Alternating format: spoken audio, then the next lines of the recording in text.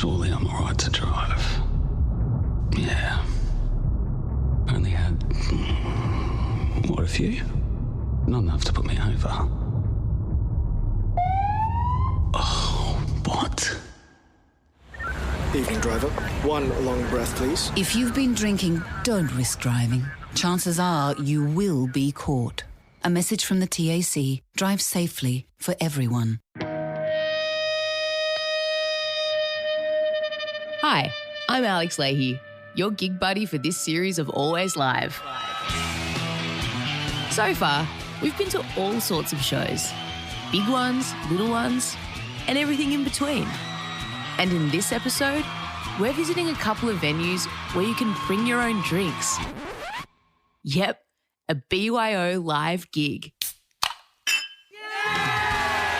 What we've found as we've travelled around Victoria, the state of music, is that there's a wonderful DIY vibe. If your town hasn't got a live gig, well, why don't you start one?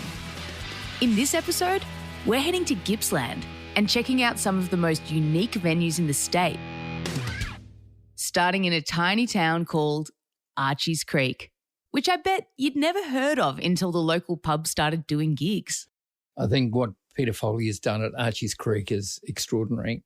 That's Peter Bainhog, the co-creator of Rockwiz, who loves visiting Archie's Creek, which is about 90 minutes from Melbourne and 20 minutes from Phillip Island. There's not a lot here, just 16 houses, a hall, a tennis court and a pub.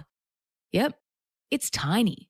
He's made a regional destination that people will go to from Melbourne, and he's brought people to that, and that's without doubt a really strong thing. There's quite a backstory to this venue. As the great Paul Kelly said, from little things, big things grow. The first thing that Peter Foley booked was a house concert. He got Tracy Miller to play at his place for his wife's 50th birthday. Soon after, he had 70 people pack into his lounge room when he hosted a gig with Dave Graney and Claire Moore. But there was actually a deeply personal reason for the home gigs. Peter's son Jack had muscular dystrophy and required 24/7 care. Sadly, Jack died in 2007 at the age of 21. To honour his memory, Peter started a venue, the Caravan Music Club, which he ran at a number of places around Oakley until the South Oakley Club closed its doors in 2020. Peter then relocated to Archie's Creek, which he calls Caravan Music by the Sea. There have been some extraordinary gigs down there. During lockdown, Peter and his crew built an outdoor stage.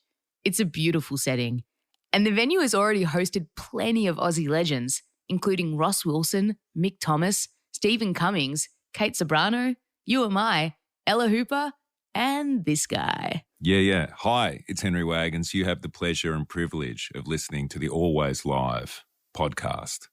So, what's been Peter Bainhog's favourite gig at Archie's Creek? Joe Camilleri. There's a legend. My first gig in Melbourne was seeing Joe Camilleri, and I was blown away by the energy that was Joe Joseph and the Falcons had at that time.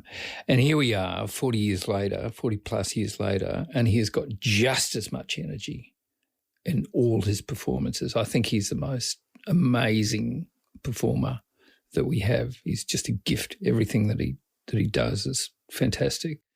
I love watching him perform because he just gives so much. Peter Foley's approach to booking gigs is probably the same as Joe Camilleri's approach to doing gigs. Peter says, I can handle losing a buck, but I cannot handle unhappiness. We are, after all, in the happiness business.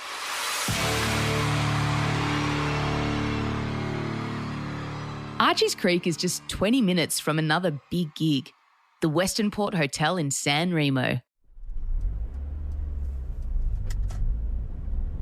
Head 40 minutes the other way, along the South Gippsland Highway, and you'll find one of the most unique venues in Australia. Meanian. You go out into the country and there's this beautiful little hall where people come along and bring their eskies and sit down and enjoy a show in an old hall. Done lots of great shows there. That's Vicar Bull, explaining why she loves playing at the Meanian Town Hall. Meanian is a gig unlike any other.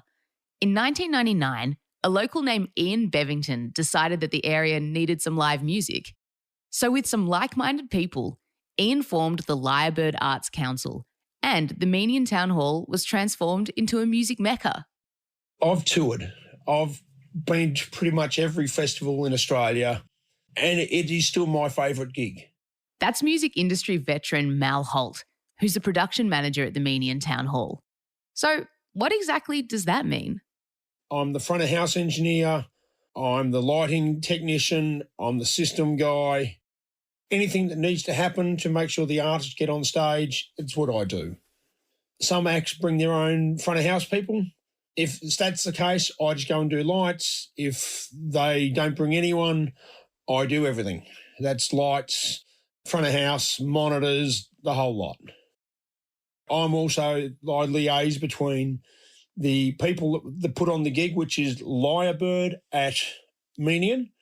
So it's not just Meenian Town Hall, it's Lyrebird at Meenian, because anyone can hire the hall. It's just a general, basic, empty town hall. And the people at Lyrebird Arts Council have been putting on gigs there for about 21 years. Meenian is a fully seated venue, but there's no bar, so you get to bring your own drinks and your own food. How good is that? The venue itself, I think it's 250, 260, somewhere around there, fully seated. So for people who might remember the old Continental in Paran, a little bit along that vibe, but it's a completely BYO. We do not have a bar. We do not have anything. It's allocated tables. So when you book your ticket, they will allocate your table. So when you turn up, they go, oh, you're on table 15. Someone will show you to your table. We haven't quite got the little lights like the ushers, but they get shown to your table. And then basically you choose which seat you want to sit down at, get out your little picnic basket and, have your drinks and your nibblies. And it's a gorgeous little venue. The town hall gigs have put Meenian on the map. Now there's a pizza shop and a supermarket, and a couple of little restaurants. But when they first started, there was nothing there. So they provide a meal for the artists, a beautiful home-cooked meal. And it is known worldwide by artists that, oh, you're playing at Meenian. Oh, we were there, And, it's a gorgeous little setup. Aussie legend Mark Seymour will never forget his Meenian show. That was really good. And I think that we got let out of the cupboard briefly. It was during the lockdown period, and then they let the brakes off for a little while and then they closed them again. And that one didn't get rolled over. There was all these cancellations before and after, but that one stayed erect, and we got, oh yeah, we can do this one. And we went out there, and that was just one of the best gigs I've done for a long time. Because I did a set, pretty much showcased my last album. I think I might have played 4 or 5 Hunters and Collectors songs in 25 songs. And it was a long show, the intermission. I do that a lot now, just do a really long show, which I love to do. And people come along with that expectation, we're just as a big night, But these were all just, it was a regional town right out in the middle of Gippsland, and they were just really into it. It's this sort of open-hearted attitude. And again, right, that was right in the middle of the whole thing, of the COVID catastrophe, and that room was just fantastic. It was really uplifting, Mal Holt has seen all the Meenian gigs, and there's been plenty of highlights. A few years ago now, we had Sharon Jones and the Dap King. So we had the whole lot, 15 people on the stage, and it's not a very big stage. And then to the other extreme, we've had Justin Towns Earl. He was almost family. He'd been out that many times. And for me, one of the highlights was we had on the Tuesday, we had Steve Earle by himself. And then on the Saturday, we had Justin. And just the contradiction in personality and style. But it was just gorgeous to have them both there in the same room, but a few days apart. You never know what you're going to see when you wander backstage at a rock gig. Will it be some crazy debauched scene? Mal will never forget what happened when he went backstage before Steve Earle's Menian show. What he saw can never be unseen. People talk about going on tour and how magical and the sex and drugs and rock and roll of it. I walked backstage one night and Steve Earle was sitting there. Backstage, we have an open fire. He was sitting there with the open fire crackling away, sitting there reading a book, which was, the size of your fist. It was a big, thick book. And I'm going, wow, the reality of backstage life. He says, well, I don't drink anymore, so this is what I do. Things got a little wilder when Billy Bragg came to Menian. Billy was gorgeous. He was there for 2 nights, and the second day, he heard that there was a go-kart track around the corner. And he went, okay, everyone, we're going go-karting. And he put it down as a tour expense. So I went go-karting and you go down the straight and there's a big U-turn and I went flying sideways inside and past him on the inside fully sideways just because I was having fun. And he went, yep, that's a tour expense. We're paying for that. You get the beautiful side of the musos because we give them the beautiful side of everything else. Jeff Tweedy from Wilco has played Menian not once, but twice. And then there was the night that Glenn Hansard from Irish band The Frames decided to take the crowd on a tour of the town. Towards the end of the set, he just unplugged his guitar and the whole band walked off stage, walked through the audience, out the front door, over the road, and started playing in front of the supermarket over the road. The only problem with that is the main road that goes through Menian is also the main highway. And we have semi-trailers flying through there. We don't know how no one got hit because he just walked straight across the road, not realising that it was a main highway, and so did the crowd. It's a magical place where we try and make the artist feel as comfortable and know that they're appreciated for what they do. And I find personally that brings out a better performance from the artist. Doing a gig at Menian is on Alice Skye's bucket list. Yeah, I've heard so many good things about it. I think they won an award at Music Victoria. So many places like that where I think it's so dependent on the venue owners or bookers to just love music and want to bring it there. I did a tour last year with Amel and the Sniffers, and Amy and I got along really well, and they drove us around on a bus to all these different regional towns. Had all the gear in a truck and all the band members in a bus for, it was called Small Town Big Sound, and that was so much fun. And yeah, there were some pubs and venues in these small towns across Victoria that were just so passionate, and you could feel that in the community as well, because they get the community excited about it. As Alice mentioned, Menian Town Hall won Best Regional Venue at the Music Victoria Awards in 2018 and 2019. If you haven't been to Menian, it's definitely worth the trip. No matter who's playing, it'll be a show you'll never forget. It's a 2-hour drive from Melbourne, and having done it for so long, there's a lot of regulars that I see every show.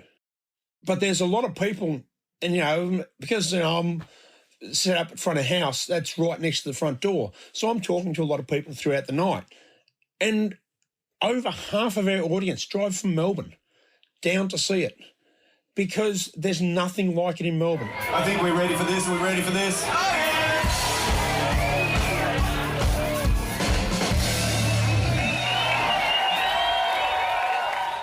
Okay, let's keep travelling down the South Gippsland Highway. And 70 k's from Menian, you'll find a town named Yarram, where Vicar Bull witnessed another great concert recently. Those country pubs are great. I think they're really great because, yes, the town does usually all turn out to see a band. I went and saw Wendy Matthews in Yarram. And I thought, okay, there's no one in the street, and all of a sudden, 7 o'clock came and everyone was there at the venue. It was a lovely old theatre in Yarram that you'd really unusual. It was really pretty town. I was really shocked. I think that's the nice thing, getting out to those country towns and finding a nice place to play. Another hour on the South Gippsland Highway and just past Sale, you'll find a place named Bundalagua, but don't blink or you'll miss it. Bundalagua, known as Bundy to the locals, is even smaller than Meenian. But like Meenian, it's got a town hall and some enterprising locals, blokes like Brett Glover and Paul Versteden. Brett and Paul run a gig called Live at the Bundy. Live at the Bundy is a incorporation including Brett and myself and a whole bunch of volunteers, and we run live music events at the Bundalagua and Myrtlebank Hall. Paul's a local farmer and Brett's a music teacher at a school in Sale, but they're both passionate musicians and music fans, and they were looking for a place they could turn into a venue. We popped into the Bundy Hall one day and met, I think some of the CWA people were there, and we popped in and just said g'day and sort of suggested that maybe we could run some live music shows there, and they said, oh, that'd be great. And then about a year later, I think the hall got shut down, didn't it, Brett? And we got a phone call from the Bundy Hall committee asking us if we could help, and that was our opening, and the rest is history. Back in 2012, the Bundy Hall was falling down and the council closed it. But Paul and Brett and some hardworking locals brought it back to life. Who would have thought that one of Victoria's best-sounding venues would be an old hall sitting halfway between Sale and Maffra? Paul's a real sound geek, so that was his top priority. He wanted the Bundy Hall to sound big and beautiful. I always had a mission to try and find truth in sound and have great sound somewhere at a venue, and it wasn't really until I hooked up with John Burnett from Leonard Audio, the old sound guru, I call him. So he's been around for a long time. He's still around, and he helped us and inspired us to build this fantastic sound system and acoustically treat the venue. So here we are. And getting John involved in this project is a great story in itself, because John's a Sydney guy through and through. And back in the early days, if Led Zeppelin was in town, then John was building Leonard Audio, not only PA systems, but also the bass amps and the guitar amps, everything for the show. And when these big brands started coming in the late 60s, early 70s, all of a sudden John's gear wasn't getting used as much, but he had some wonderful ideas, and it was all about clarity, which turned into these home hi-fi systems that when we came in very late in the program. With John's help, we've been able to recreate these systems and put it into somewhere like the Bundy Hall, which is all acoustically treated. And this is based on a lot of John's ideas over the last 50 years of deep thought.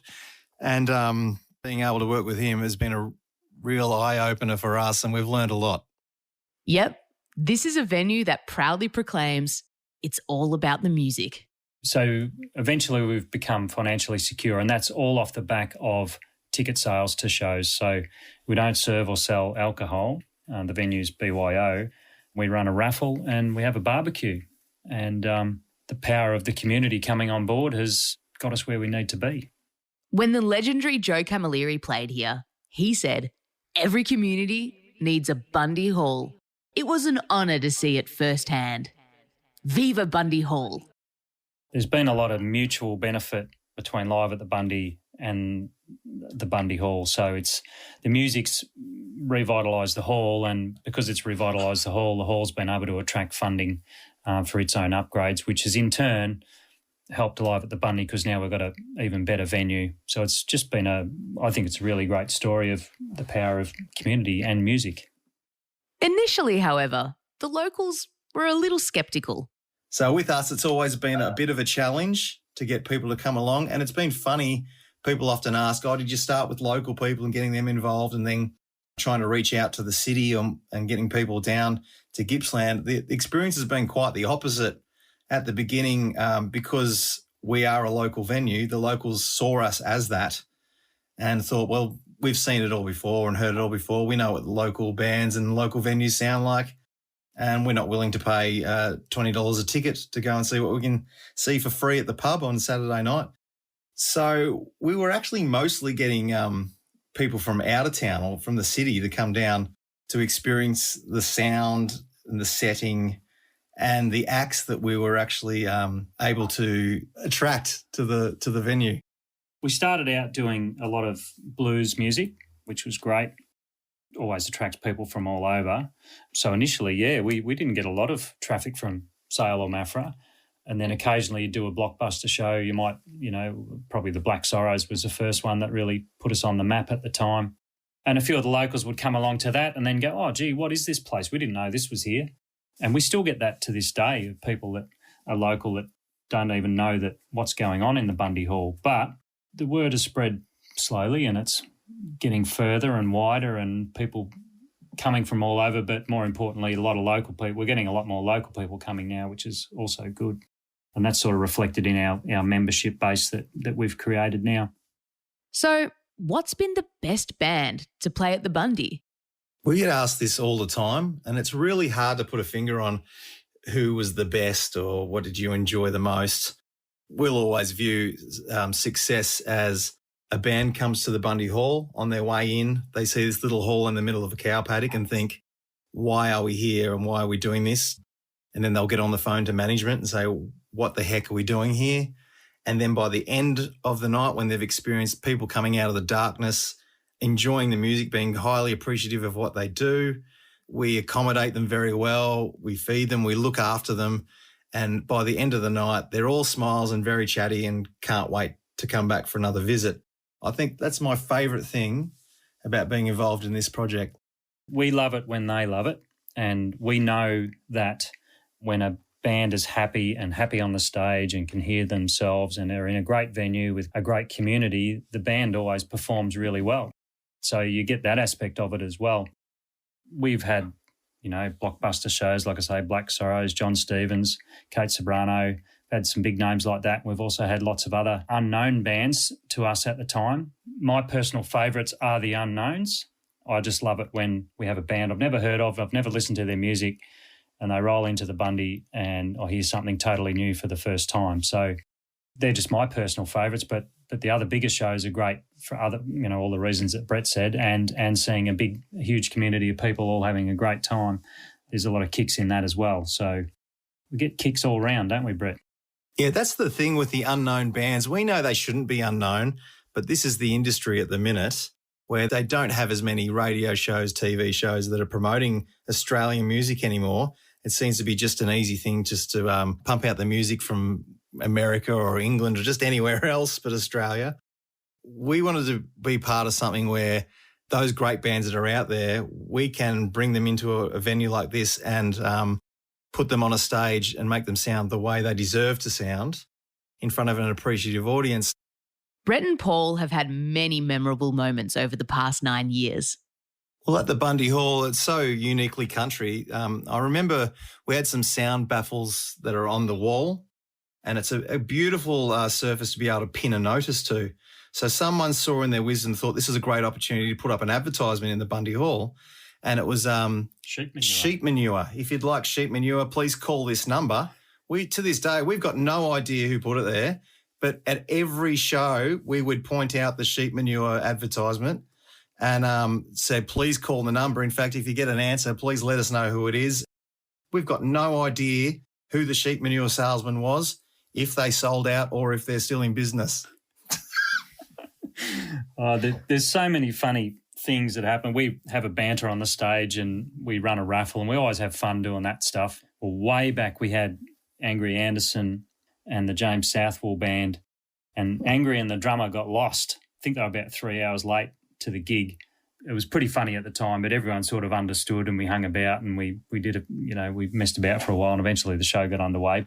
You try to be organised and run a show. I mean, we run our shows to the dime when it comes to time. 7:30 starts. We're starting at 7:30.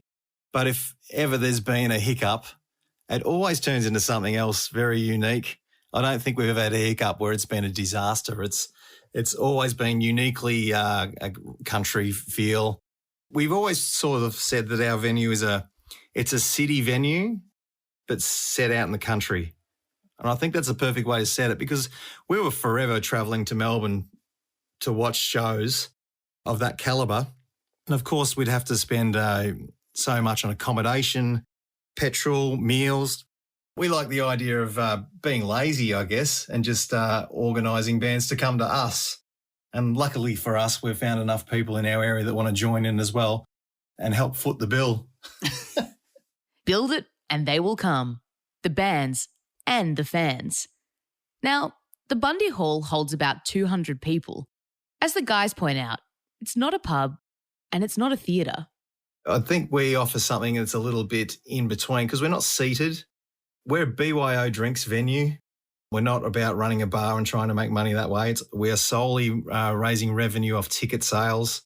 And it's a hall. It's made for dancing in. So people are up on their feet. They're milling around and talking to each other as well. And that's the great thing about having an acoustically treated space is you can still have a conversation with someone and the music's playing. You're not really bothering people around you because your voice isn't adding to the noise in the room. It gets soaked up immediately by the walls and the ceiling and the people in there as well.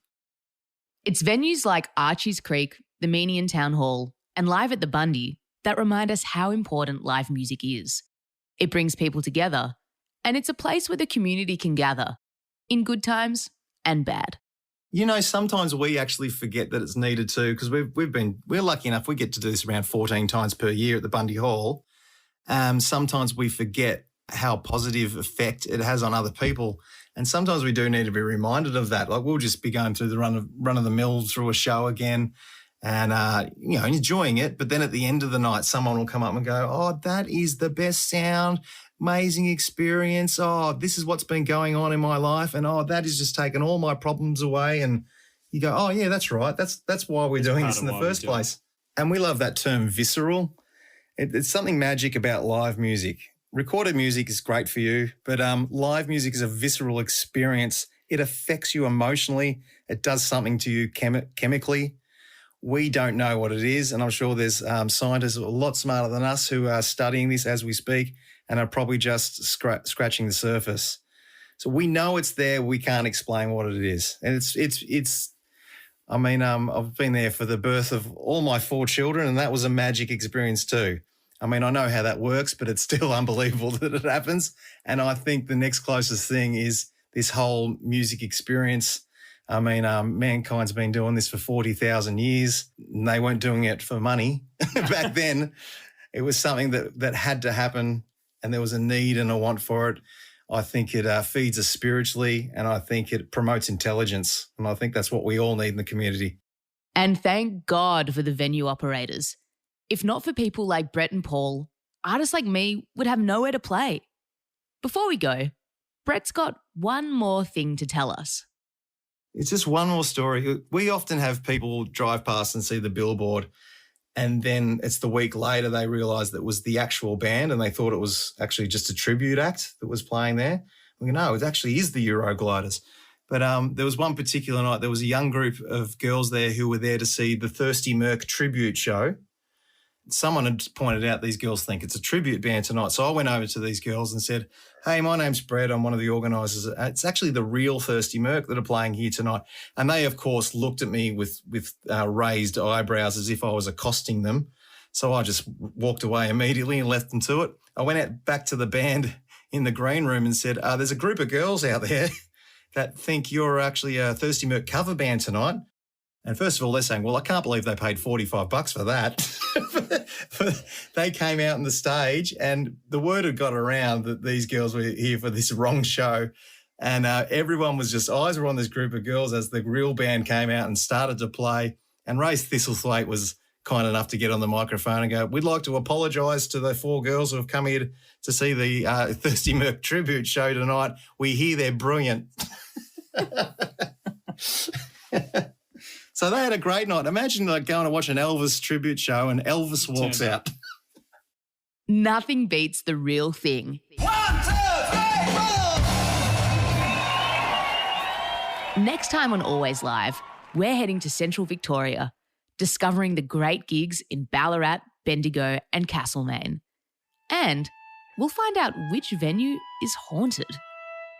Actually, we did a gig there. I can't remember who it was with. It might have been with Ash Grunwald or someone like that. And one of the crew stayed the night in the theatre and got woken up in the middle of the night with the bath tap turned on full and the bath was running. And he woke up and he thought, that's strange. There was no one else in the theatre. He turned it off, went to bed, was a bit spooked. Bath started up again. And that was it for him. He bolted. The ghosts of gigs past and some big gigs that are happening right now. That's coming up on Always Live. This episode of Always Live was written and researched by Mikey Carl, Jeff Jenkins and Luke Wallace. Audio production by Ben Oakley. Produced by Dave Carter on behalf of Media Heads. If you dug this podcast, feel free to share it, write a review and subscribe to the series on your favourite podcast app. Sharing is caring. And if you want info on some awesome live gigs coming soon to Victorian stages, follow Always Live on Facebook, Instagram and Twitter, or visit the website alwayslive.com.au. I'm Alex Lahey. Catch you at the next gig.